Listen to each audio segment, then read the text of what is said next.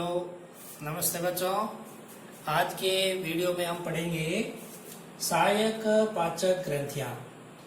सहायक पाचक ग्रंथियों का मतलब होता है ऐसी ग्रंथियां जो अपने पाचन की क्रिया में सहायक होती है।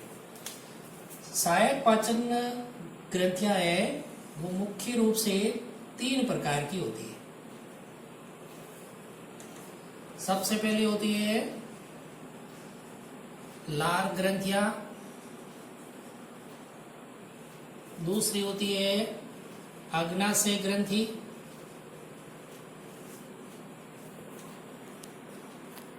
तीसरी होती है यकृत ग्रंथि।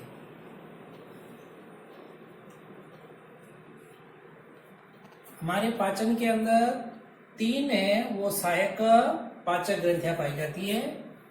लार ग्रंथि, सैलिवरी ग्लैंड्स, अग्नाशय ग्रंथि, पैंक्रियाटिक ग्लैंड और तीसरी यकृत ग्रंथि, लीवर ग्लैंड। ये जो तीनों ग्रंथियां हैं वो बाह्यस्रावी और अंतःस्रावी प्रकार की होती है। बाह्यस्रावी का मतलब होता है ऐसी ग्रंथियां जिनके द्वारा निकलने वाले पदार्थ नलिकाओं के माध्यम से शरीर के सभी भागों में पहुंचते हैं और शरीर की सभी जैविक क्रियाओं पर नियंत्रण रखते हैं। जैविक क्रियाओं में पाचन है, श्वसन है, उत्सर्जन है, इन क्रियाओं के ऊपर नियंत्रण रखते हैं। उसको कहते हैं बाह्यस्रावी ग्रंथियां, एक्सोक्राइन ग्लैंड।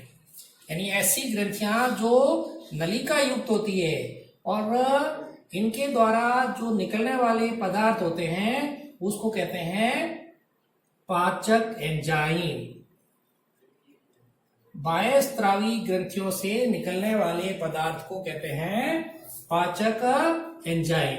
यानी बाह्यस्रावी जो ग्रंथियां होती है वो नलिका युक्त होती है और इसके द्वारा निकलने वाले जो एंजाइम है, पाचक एंजाइम है, वो नलिकाओं के द्वारा शरीर के सभी भागों में पहुंचते हैं और शरीर की सभी जैविक क्रियाओं पर नियंत्रण रखते हैं। वो कहलाती है बाह्यस्रावी।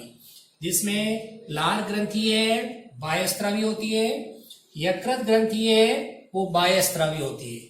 लेकिन जो अग्नाशय ग्रंथि है ये बाह्यस्रावी और अंतःस्रावी दोनों ही होती है। अंतःस्रावी ग्रंथि किसको कहते हैं कि ऐसी ग्रंथियां जो नलिका विहीन होती है, नलिका रहित होती है, जिसके अंदर नलिकाएं नहीं पाई जाती है और इसके द्वारा जो पदार्थ निकलता है या रासायनिक पदार्थ निकलता है उसको कहते हैं हार्मोन।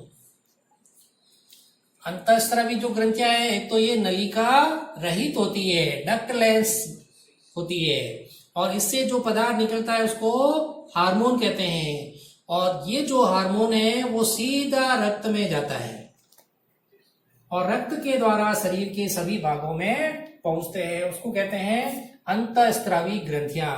तो अग्नाशय ग्रंथि एकमात्र ग्रंथि है, पाचक ग्रंथि है, सहायक पाचक ग्रंथि है जो बाह्यस्रावी भी है और अंतःस्रावी भी होती है। बाह्यस्रावी भाग से इसमें पाचक एंजाइम निकलते हैं, अंतःस्रावी भाग से हार्मोन निकलते हैं, इंसुलिन और ग्लूकागोन। तो सबसे पहले अपन इसमें पढ़ेंगे लार ग्रंथियां। लार ग्रंथियां है वो अपने 3 जोड़ी होती है। यानी मनुष्य के अंदर 3 जोड़ी लार ग्रंथि पाई जाती है। पहली होती है पैरोटिड ग्रंथि जो कि अपने कान के पास में पाई जाती है, कान से पहले पाई जाती है और ये पैरोटिड ग्रंथि है ऊपरी जबड़े पर खुलती है, ऊपरी जबड़े में खुलती है और इस पैरोटिड ग्रंथि से टॉयलिन एंजाइम का स्त्रावण होता है।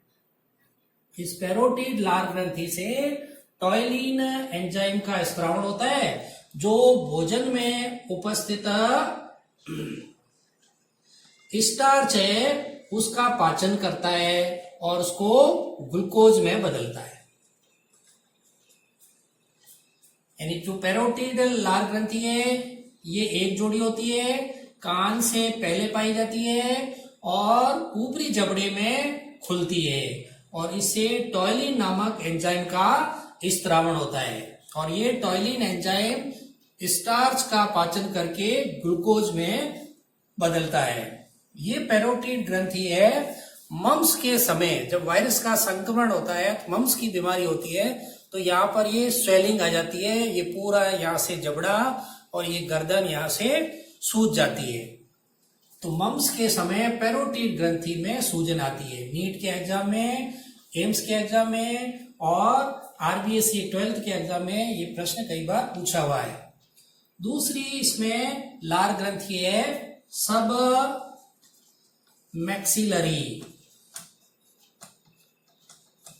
मैक्सिलरी या सब मैंडिबुलर ग्रंथि।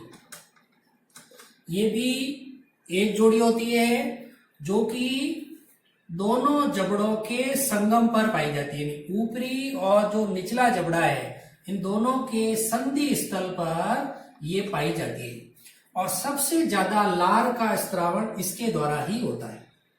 सबसे ज्यादा लार का स्त्रावण करने वाली जो ग्रंथि है वो सब मैक्सिलरी या सब मैंडिबुलर ग्रंथि है जो कि ऊपरी और निचले जबड़े के संधि स्थल पर पाई जाती है।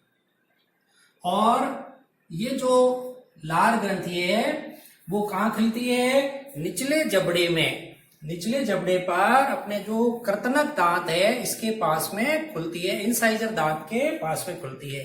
कृतनक दांत आगे के जो बड़े 4 दांत है ये कृतनक या इंसाइजर दांत कहलाते हैं। इसके पीछे यहाँ पर ये सब मैक्सिलरी या सब मैंडिबुलर ग्रंथि खुलती है। तीसरी प्रकार की लार ग्रंथि होती है सब लिंगुअल ग्रंथि।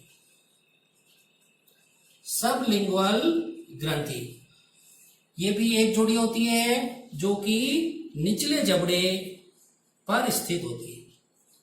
ये जो ग्रंथि है निचले जबड़े पर स्थित होती है और इसके द्वारा जो लार का स्त्रावण होता है, यानी ये जो सब लिंगुअल ग्रंथि है वो जीभ के अधर तल पर खुलती है। ये कहां पर खुलती है? जीभ के अधर तल पर खुलती है। यानी पैरोटिड ग्रंथि है वो ऊपरी जबड़े में खुलती है। सब मैक्सिलरी या सब मैंडिबुलर ग्रंथि है वो निचले जबड़े में कृतनक दांत के पास में खुलती है और सब लिंगुअल ग्रंथि है वो जीभ के नीचे यानी अधर तल पर खुलती है। अब ये जो लार ग्रंथियां हैं इसके द्वारा लार का स्त्रावण होता है। लार में 99.5% तो होता है जल और 0.5% जो भाग है इसके अंदर श्लेष्मा,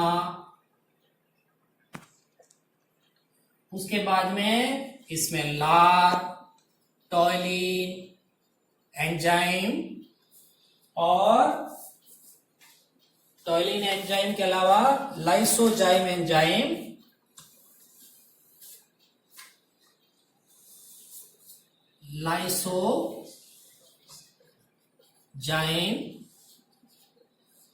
थायोसाइनेट एंजाइम, ये दोनों एंजाइम यानी लाइसोजाइम एंजाइम और थायोसाइनेट एंजाइम है भोजन में उपस्थित हानिकारक जीवाणु को नष्ट करने का कार्य करते हैं। टॉयलिन एंजाइम भोजन में उपस्थित है वो स्टार्च का पाचन करके ग्लूकोज में बदलने का काम करता है और श्लेष्मा है भोजन को चिकना बनाए रखने का कार्य करता है। इसके अलावा इसके अंदर पाई जाती है प्रतिरक्षी प्रोटीन IgA, इम्यूनोग्लोबुलिन प्रोटीन होती है IgA। ये लार का रासायनिक संगठन है। तो ये जो लार ग्रंथियां हैं जो कि 3 जोड़ी होती है हमारे मुख के अंदर पाई जाती है और इस लार ग्रंथि के अंदर है लार का स्त्रावण होता है। सबसे ज्यादा लार का स्त्रावण है वो सब मैक्सिलरी या सब मैंडिबुलर ग्रंथि के द्वारा होता है और टॉयलिन एंजाइम का स्त्रावण किससे होता है? पैरोटिड ग्रंथि से होता है। इस प्रकार से ये सहायक ग्रंथि में आज अपन ने लार ग्रंथि के बारे में पढ़ा। अब अपन अगले वीडियो के अंदर पढ़ेंगे अग्नाशय ग्रंथि के बारे में। धन्यवाद।